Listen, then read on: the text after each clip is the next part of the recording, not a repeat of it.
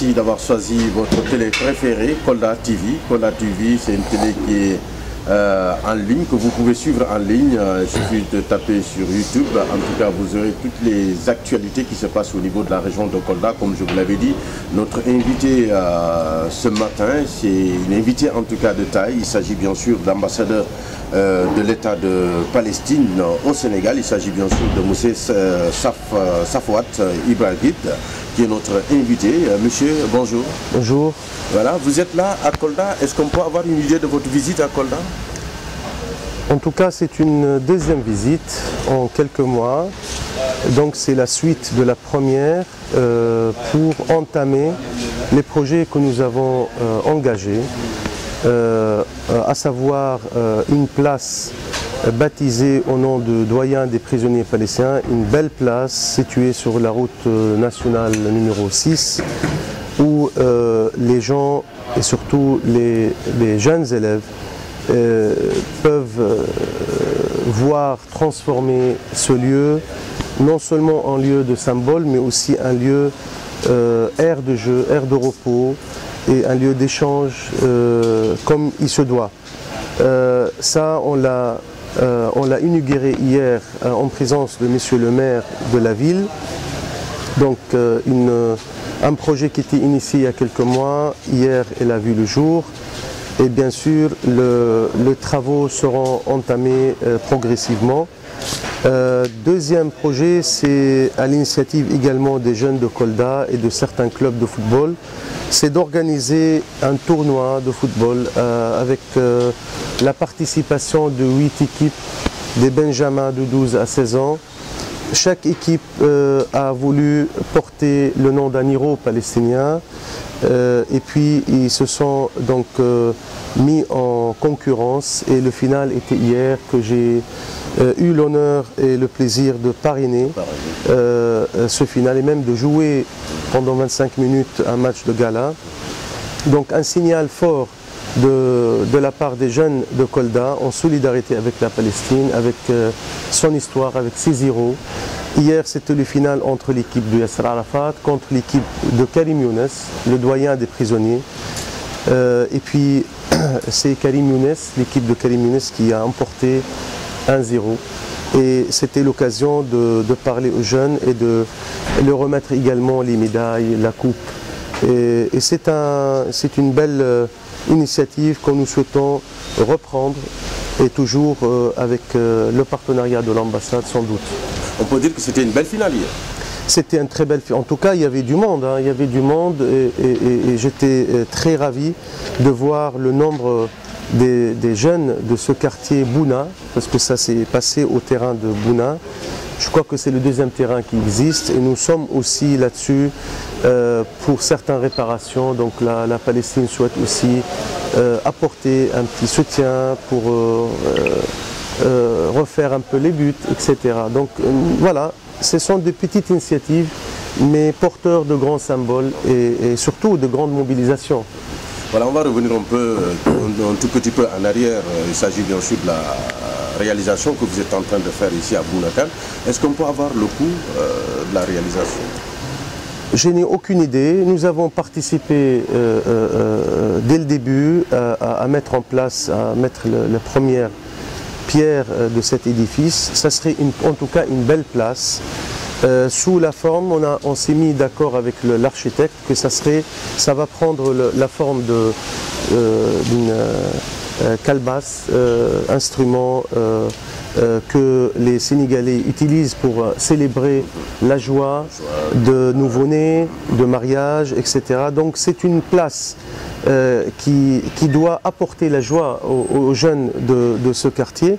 Et nous avons insisté à ce que la Palestine puisse être donc porteur de cette joie. Donc Kalbas, mais à l'intérieur de Kalbas aussi, il y a les portraits de Yasser Arafat et de Karim Younes. Et autour, il y aura des bancs où les gens peuvent se reposer. Il y aura une possibilité d'avoir une aire de jeu. Pour que les enfants aussi puissent profiter. Malheureusement, ici, on nous a dit qu'il n'y a que deux places publiques et il n'y a pas forcément d'aire du jeu. Donc pour nous, c'était un point sensible. ça peut aller vers 1,5 million. J'attends encore la proposition de l'architecture, de l'architecte, et puis valider tout ça en concertation avec la mairie. Parce que c'est la mairie qui a accordé cette place, et c'est avec la mairie qu'on doit aussi entamer les travaux. Mais la Palestine est prête à contribuer pour finaliser et entamer ces travaux jusqu'au bout, Inch'Allah. C'est Safwat est là au Sénégal depuis combien d'années? Ça fait, je rentre dans ma 3e année. Je suis arrivé le 15 octobre 2015. Donc ça a dépassé les 2 ans depuis ma prise de fonction. Et je suis donc ambassadeur à la fois résident à Dakar, mais ambassadeur de la Palestine non résident dans d'autres pays, 4 pays dans la sous-région. Quelle appréciation faites-vous pour ce pays, le Sénégal? Si je vous dis, en tout cas, ce pays, ouais. Si je vous dis devant la caméra, vous allez dire oh, c'est un ambassadeur qui va utiliser la langue diplomatique. Mais c'est un pays que j'aime. C'est tout court. C'est un pays que j'ai aimé dès le début et que cet amour se voit renforcé par l'accueil, par les connaissances, par aussi la connaissance de l'histoire de ce pays surtout, mais aussi la connaissance que j'ai réussi à faire en cercle d'amis et d'amis proches même, de plusieurs niveaux et dans plusieurs aspects. Mes impressions sont très positives. En tout cas, c'est un pays qui ressemble beaucoup à notre pays. C'est un peuple qui partage beaucoup de similitudes. C'est un peuple sportif, travailleur, spirituel, donc discipliné. En tout cas, c'est un peuple accueillant, c'est la terre de la Teranga. Et ça nous rappelle aussi l'histoire de la Palestine, parce que c'est aussi un pays qui a accueilli les étrangers, qui était un carrefour de toutes les civilisations, un berceau de toutes les religions. On voit ici ce vivre ensemble exemplaire entre musulmans, chrétiens. On voit la diversité culturelle et linguistique. La Palestine, c'est aussi ça, c'est en quelque sorte ce bon mélange culturel et cultuel. Le soufisme de ce pays trouve aussi ses premières sources en Terre Sainte, donc la spiritualité nous lie énormément. L'engagement sur le plan des valeurs humaines a marqué l'histoire de votre lutte, de la lutte des Sénégalais, non seulement en défense de la cause palestinienne, mais de toute cause noble. Les Sénégalais étaient toujours en avant-garde. Ils ont toujours eu cette fierté d'exprimer leur soutien en faveur de droits sans relâche et sans surtout accepter aucune pression ou marchandage ou chantage de qui que ce soit. Voilà, monsieur, pouvons-nous avoir la date, en tout cas de la première représentation du peuple palestinien en Afrique? La date exacte, c'était en 1974, le premier bureau de l'OLP qui était inauguré. En 1976, si je ne me trompe pas, ou peut-être avant, Yasser Arafat était reçu par le président Senghor, et c'est le premier président africain à recevoir le président et leader, notre feu leader Yasser Arafat, très tôt dans les années 70. Et aussi le Sénégal était parmi les premiers pays de ce continent à reconnaître l'État de la Palestine à l'issue de la déclaration faite par l'Assemblée, par le Conseil national palestinien tenu dans sa 19e session à Alger le 15 novembre 1988. Et nous avions donc par la suite un ambassadeur reconnu en tant que tel qui était accrédité, et qui est devenu le doyen des ambassadeurs accrédités au Sénégal. Il s'est fait même enterrer au cimetière du Yoff. Ce doyen qui était un sujet gênant à certains pays qui n'ont pas reconnu l'État de Palestine à l'époque, et qu'ils ont essayé, en tout cas ils ont tenté de convaincre les Sénégalais que ce n'est pas bon de nommer un ambassadeur de la Palestine, un pays qui n'existe pas, en tête de décennat. Et le Sénégal a répondu que nous reconnaissons la Palestine, et là-dessus aucun chantage et aucun marchandage. C'est l'ambassadeur le plus vieux qui a remis sa lettre de créance, et il est le plus ancien accrédité, donc c'est lui qui mérite, et là-dessus c'est l'ambassadeur de Palestine qui est devenu doyen. Malgré la non-reconnaissance de beaucoup de pays, ils se sont vus obligés de l'appeler Monsieur l'ambassadeur, Monsieur le doyen, et c'était malgré que leurs États n'ont pas encore reconnu la Palestine.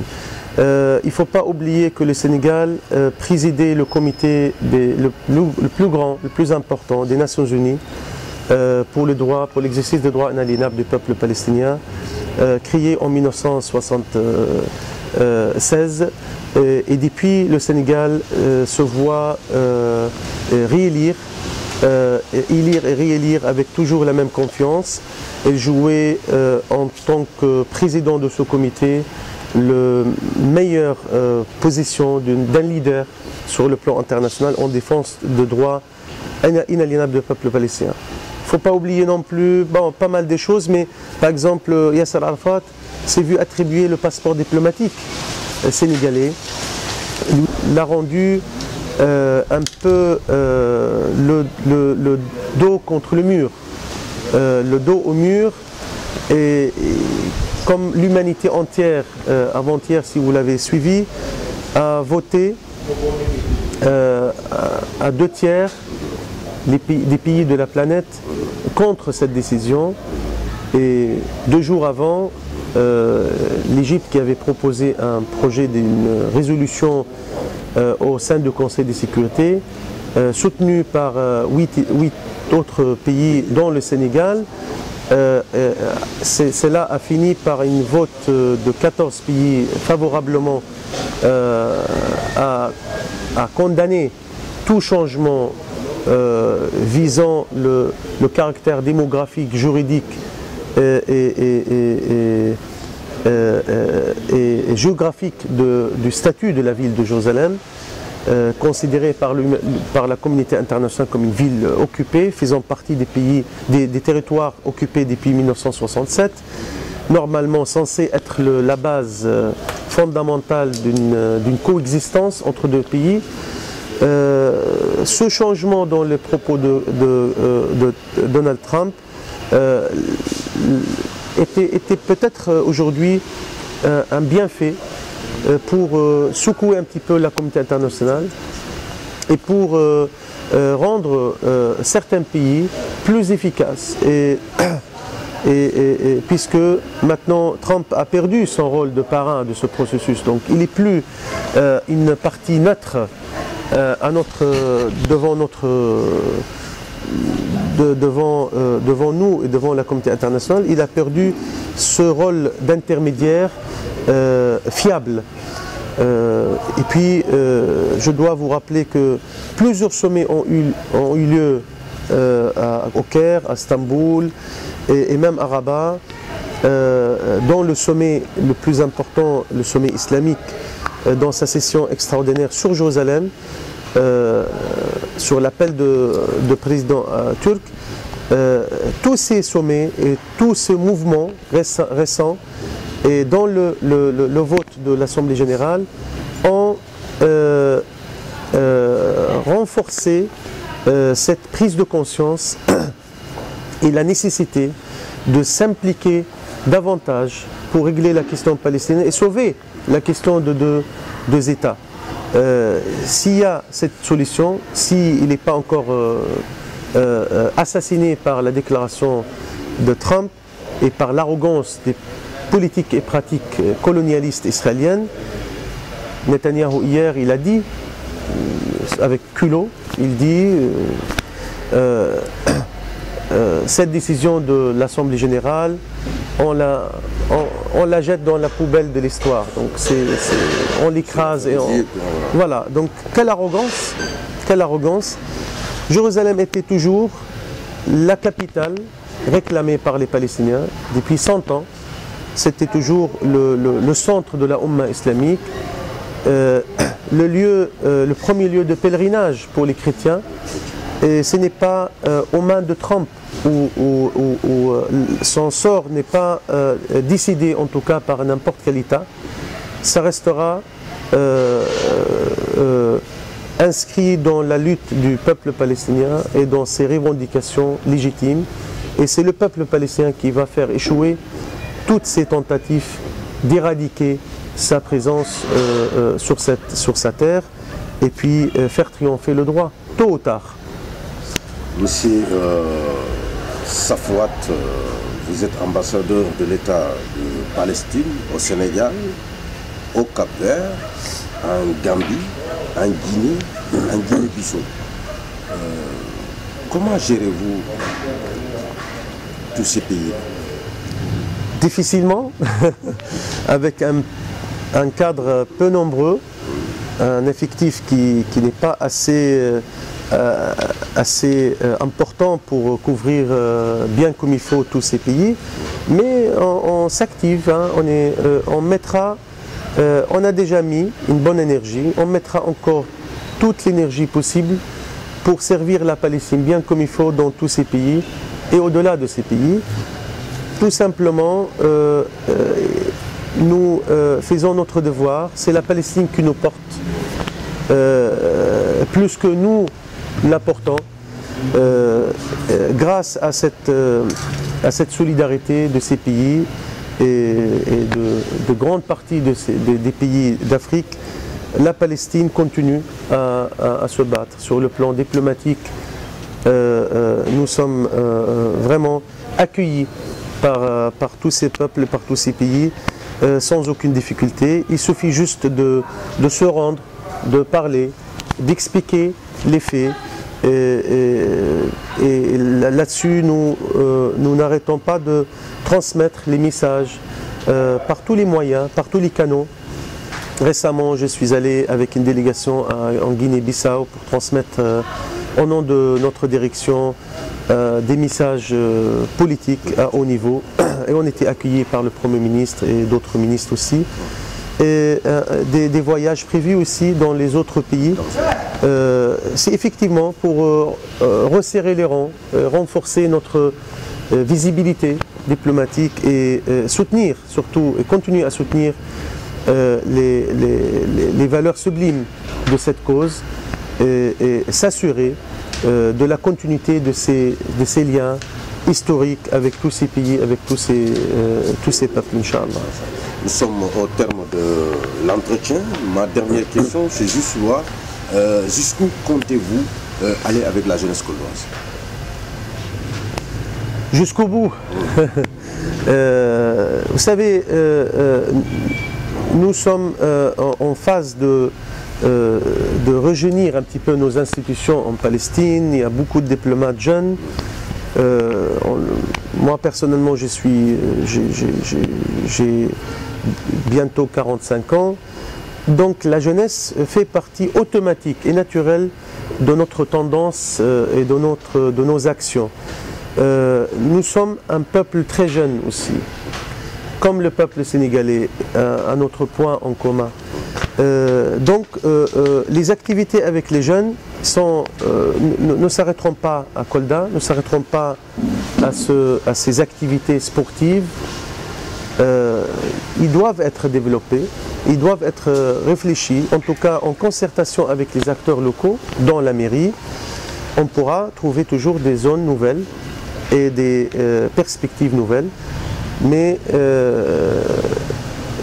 il est de notre devoir d'aller dans tous les sens pour renouveler les facettes de notre diplomatie comme nous avons mené une diplomatie religieuse, spirituelle, avec toutes les familles religieuses, musulmanes et chrétiennes dans ce pays, nous allons aussi poursuivre les autres types de diplomatie, diplomatie populaire, diplomatie sportive, donc tout ça pour montrer qu'un ambassadeur peut se contenter d'être un ambassadeur de prestige qui reste dans les salons à huis clos, entamer que des rencontres avec ses interlocuteurs du ministère des Affaires étrangères, remettre quelques lettres de temps à autre.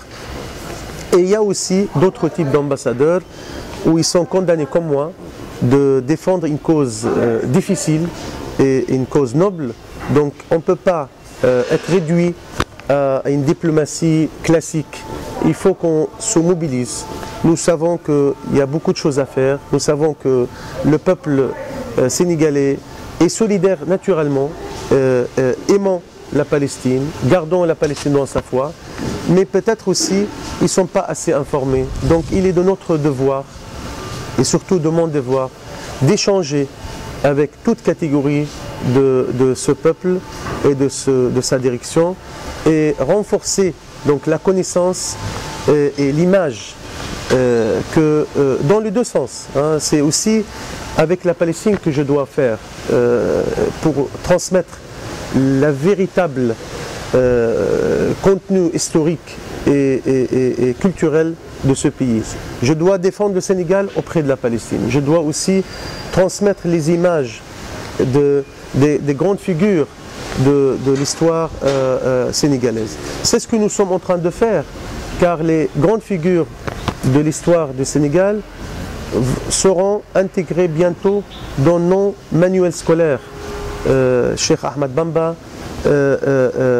Senghor, tous les grands de ce pays seront intégrés dans l'éducation de nos enfants, pour que les Palestiniens aussi sachent à quoi s'en tenir, sachent qui est en face d'eux, pourquoi le Sénégal au bout du monde, qui ne partage pas forcément des frontières avec nous, on n'a pas la même langue, on n'a pas la même culture, mais pourtant les Sénégalais n'ont pas lâché un morceau en soutien fervent de la Palestine. Pourquoi?